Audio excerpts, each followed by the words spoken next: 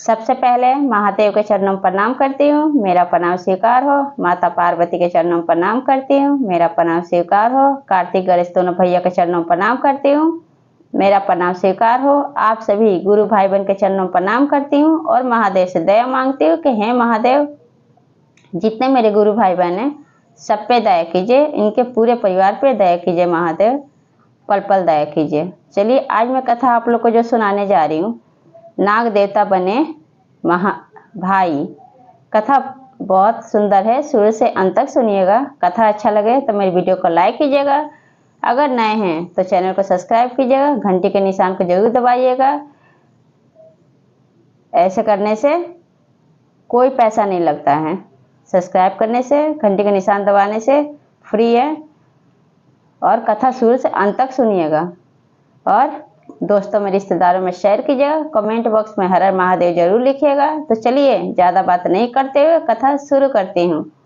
एक गांव में एक लड़की थी। लड़की के माता पिता थे, माता पिता की इकलौती संतान थी। लड़की महादेव की बहुत बड़ी भक्त थी, शिष्या थी। नित्य प्रतिदिन महादेव के मंदिर जाती, पूजा करती, महादेव से दया मांगती। इस तरह से और दया मांग के वहाँ से वो स्कूल जाती। ऐसे धीरे धीरे समय बीत रहा था। एक दिन क्या हुआ कि जब लड़की बड़ी हुई तो उसके माता पिता शादी कर दिए, वो ससुराल चली गई। अभी कुछ ही दिन बीता कि उसके माता पिता मर गए। बेचारी, उसका कोई भाई भी नहीं था, वो अकेली पड़ गई थी। तो अपने आसपास के पड़ोसियों को, सब महिला को देखती थी कि अपने मैके जा रही हैं अपने माता पिता से मिलने, तो बहुत रोती थी लड़की। वो महादेव के मंदिर जाती और वहाँ पे जाके और शिवलिंग पर अपना माथा पटक के खूब रोती। कहती कि हे महादेव, एक तो माता पिता नहीं है कि मैं मैके जा सकूं, मेरा एक भाई भी नहीं है कि मैं वहाँ पे भी जा सकूं, मेरा तो कोई नहीं है। इस तरह से वो रोज कहती और रोज रोती और रोज मंदिर पूजा करने जाती। फिर पूजा करके जब लौटती है तो एक पीपल का वृक्ष था, पेड़, वहीं पे बैठ जाती हैं और रोती रहती हैं। वहाँ पे एक नाग देवता सुनते रहते हैं। फिर आके पास में कहते हैं उस लड़की से कि तुम क्यों रो रही हो। तब वो लड़की कहती है, देख के नाग देवता को डर जाती है। फिर सोचती है कि ये कौन बोल रहा है। सामने जब देखती है तो बहुत विशाल नाग देवता। तो कह रही थी नाग देवता से कि मेरा इस दुनिया में कोई नहीं है, माता पिता की मैं अकेली संतान हूँ, मेरे माता पिता भी मर गए और मेरा कोई भाई भी नहीं है। अब मेरे घर के पड़ोसी, पास के पड़ोसी सब अपने मैके जाती हैं तो मेरा भी मन करता है कि मैं भी अपने मैके जाऊं। मेरा भी भाई होता तो मैं भी मैके जाती और 2-4 दिन रह के आती। रक्षाबंधन भी आता है तो मुझे बहुत याद आता है अपने भाई को। तब नाग देवता देख के, उसकी बातें सुन के एकदम से बहुत दुखी होते हैं। नाग देवता कहते हैं कि बहन, तुम दुखी मत हो, आज से मैं तुम्हारा भाई हूँ, तुम मुझे राखी बांधना। अब वो लड़की सोचती है कि मैं नाग को कैसे राखी बांध सकती हूँ, नाग देवता का तो कोई घर ही नहीं है। तब नाग देवता कहते हैं कि तुम्हें जब भी रक्षाबंधन आए, जब भी मैके की याद आए तो तुम मेरे घर आना और आके और मेरे कलाई पे राखी जरूर बांधना। अब वो बहन, पहले तो बहुत आश्चर्य होता है उसको कि ये नाग देवता का घर भी है। वो सोच में पड़ जाती है। नाग देवता कहते हैं कि बहन, तुम मेरे घर चलो, मैं तुम्हें अपने घर ले चलता हूँ।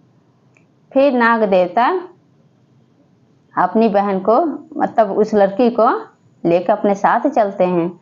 चलते कुछ दूर जाते हैं तो एक बड़ी सी बिल होता है। उस बिल में जब नाग देवता घुसते हैं तो वो उनके पास महादेव की ऐसी शक्ति था कि वो बिल और बड़ा हो जाता है और वो लड़की उसमें घुस जाती है। घुस के देखती है कि बड़ा सा स्वर्ण भवन है। वैसा भवन वो लड़की अपनी जिंदगी में कभी नहीं देखी थी। फिर नाग देवता उस लड़की को अपने साथ लेके जाते हैं। जब अंदर महल में लेके जाते हैं तो नागिन देखती है, तो नागिन देख के गुस्सा हो जाती है नाग देवता पे। कहती है कि स्वामी, ये आप किसको लेकर आए हैं? नाग देवता कहते हैं कि ये कोई और नहीं, मेरी बहन है। तो नागिन कहती है कि मुझे विश्वास नहीं है, मनुष्य हमारे दुश्मन होते हैं, ये कभी भी हम लोग को मार सकती है। तब नाग देवता कहते हैं, अगर मारना होता तो ये कब का हमें मार चुकी होती, आज मैं तुम्हारे सामने जिंदा नहीं रहता। फिर नागिन अपने पति की बात सुन के, नाग की बात सुन के शाम को खाना पीना सब बनाती है और कहती है कि चलिए, जब आप इनको बहन मान लिए तो मैं भी अपनी नंद मान लेती हूँ। और उस लड़की को खाना खिलाती है, बढ़िया से उसको एक रूम में ले जाके सुला देती है। अब बहन डर के मारे सोती नहीं है। जिस पलंग पर सोई थी वहां पे नीचे जगह जगह पिठारी रखा हुआ है। तब जब सब सो जाते हैं तब बहन क्या करती है, जब रात को उठती है कि देखो इस पिठारी में क्या रखा हुआ है, तो देखती है कि छोटे छोटे छोटे छोटे नाग के बच्चे हैं, बहुत सारे। वहां पे बहुत सारी पिठारी थी, उसमें बहुत सारे बच्चे हैं। अब ये डर के मारे कूदने लगती है लड़की जो थी। और जब कूदती है तो किसी का पैर टूट जाता है, किसी का हाथ टूट जाता है, किसी का माथा फूट जाता है, कितने बच्चे मर भी जाते हैं। इस तरह से अब वो लड़की डर के मारे अब वो कुछ बोल नहीं पाती है। अब वो सोचती है कि अगर ये बात मैं नाग नागिन दोनों को अगर मैं बताऊंगी तब तो ये तो मुझे जाने ही नहीं देंगे, मुझे डस देंगे और डस कर मार देंगे मुझे। फिर रात को चुपचाप से अपने अपने पलंग पे सो जाती है। सुबह का इंतजार करती है। सुबह जब सो के उठती है तो नाग देवता से कहती है कि भैया, और नागिन से कहती है कि भाभी अब मैं अपने घर जाऊंगी। तब नाग देवता कहते हैं कि ठीक है बहना। तब कहती है बहन कि भैया आप मुझे छोड़ दीजिए, मुझे रास्ता नहीं पता मैं कैसे जाऊं। नाग देवता कहते हैं ठीक है चलो मैं छोड़ देता हूं। तब खुशी खुशी नागिन और नाग देवता उसको विदा करते अपनी बहन को, ले जाकर छोड़ देते हैं। वो चली जाती है महादेव के मंदिर में। महादेव के मंदिर में जाके वहाँ पूजा ही करती रहती है।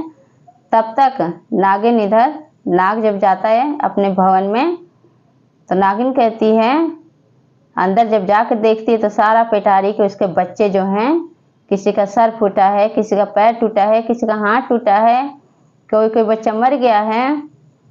अब देख के उसका पारा हाई हो जाता है, उसको बहुत गुस्सा आता है और जाके नाग देवता से कहती है कि देखिए तो ये आपकी कैसी बहन थी, आके मेरे बच्चों को कैसे मार दी। किसी का हाथ टूट गया, किसी का पैर टूट गया, किसी का माथा फूट गया, कोई कोई बच्चा मर गया है। अभी आप जाकर अपनी बहन को डस के आइए।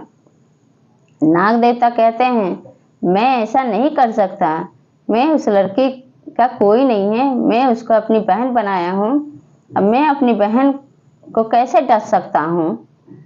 तब कहती है कि अगर नागिन अगर आप नहीं डसेंगे तो मैं यहाँ से चली जाऊंगी अपने बच्चों को लेके, ना मैं खाना खाऊंगी ना पानी पीऊंगी और यहाँ से चली जाऊंगी आपको छोड़ के। अब पत्नी के कहने के अनुसार बेबस हो जाता है नाग देवता। अब बेबस होके फिर नाग देवता जाते हैं मंदिर, खोजते खोजते तो देखते हैं कि उनकी बहन महादेव के मंदिर में दया मांग रही है। कहती कि हे महादेव, मेरे ससुराल और मायके सब पे दया कीजिएगा। हे महादेव, मेरे नाग भैया हैं उन पे, नागिन भाभी हैं उन पे, और मेरे भतीजा भतीजी हैं सब पे दया कीजिएगा। मेरे भतीजा भतीजी को चोट लग गया है, उनको ठीक कर दीजिए। जो मर गए हैं नादानी में मेरे से, उनको ठीक कर दीजिए। हे महादेव दया कर दीजिए, मेरे मैके पे ससुराल पे दोनों जगह दया कीजिए। महादेव दया कीजिए, सब दुख मुसीबत से बचा के रखिए। तब जब ये बात नाग देवता सुनते हैं तब उनको बहुत शर्म आता है कि मैं अपनी बहन, जो बहन हमारे लिए महादेव से दया मांग रही है, भगवान से दया मांग रही है कि हे महादेव आप मेरे गुरु हैं, मैं आपकी शिष्या हूँ, मेरे पूरे परिवार पे, नैहर ससुराल दोनों जगह, भाई भौजाई भतीजा सब पे दया कीजिए, पल पल दया कीजिए, ऐसे वो दया मांगती है। तब वहां से नाग देवता उल्टे पांव अपने भवन में आते हैं। तब नागिन पूछती है कि क्या आप अपनी बहन को डस लिए? तो नाग देवता कहते हैं कि नहीं, मैं नहीं डसा, मेरा अंदर से हिम्मत ही नहीं हुआ। तो नागिन कहती है कि मैं जा रही हूँ, मैं डस के आऊंगी। तब नागिन क्या करते हैं, गुस्से में अपने घर से निकल जाती है और वो भी वहीं पे जाती है जहाँ महादेव के मंदिर लड़की दया मांग रही होती है।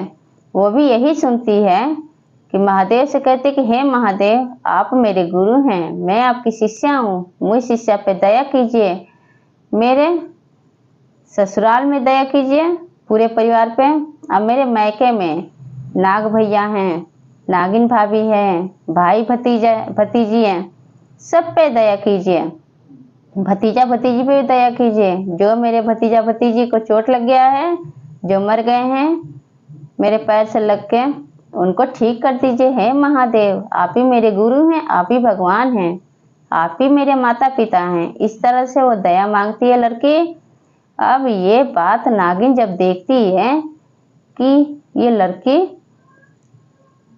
महादेव से दया मांग रही है, स्वयं भगवान से हमारे लिए दया मांग रही है और बच्चों की जीवन दान मांग रही है, उसको मैं कैसे डसूं। वो फिर अपने घर चली आती है, उल्टे पांव आती है। तो नाग देवता कहते हैं कि क्या तुमने मेरी बहन को डस के आ गई? कहती कि नहीं। तब वो अपने पति के नाग देवता के पैर में गिर जाती है, गिर के माफ़ी मांगती है कि स्वामी आप मुझे माफ़ कर दीजिए, आपकी बहन बहुत अच्छी है, जिस बहन को मैं डसने जा रही थी वो बहन हमारे लिए, हमारे बच्चों के लिए भगवान भोलेनाथ से, महादेव से दया मांग रही है, तो आप जाइए अपनी बहन को लेकर आइए, मैं उसको सच्चे दिल से उनका स्वागत करना चाहती हूँ। तब नाग देवता खुश होते हैं और जाते हैं महादेव के मंदिर और अपनी बहन को वहाँ से ले आते हैं। कहते हैं कि बहन तुम्हें तुम्हारी भाभी बुलाई है, चलो मेरे साथ। बहन खुशी खुशी अपने भाई के साथ उस भवन में आती है और आके नागिन और नाग 2-4 दिन रखते हैं, बढ़िया से उसको ढेर सारा धन दौलत दे के और उसको बढ़िया से खुशी खुशी विदा करती है। और इस तरह से महादेव एक लड़की जो महादेव की शिष्या थी, किस तरह से उसको हरा भरा परिवार दे दिए, उसका भाई भाभी भतीजा भतीजी सब कुछ दे दिए महादेव।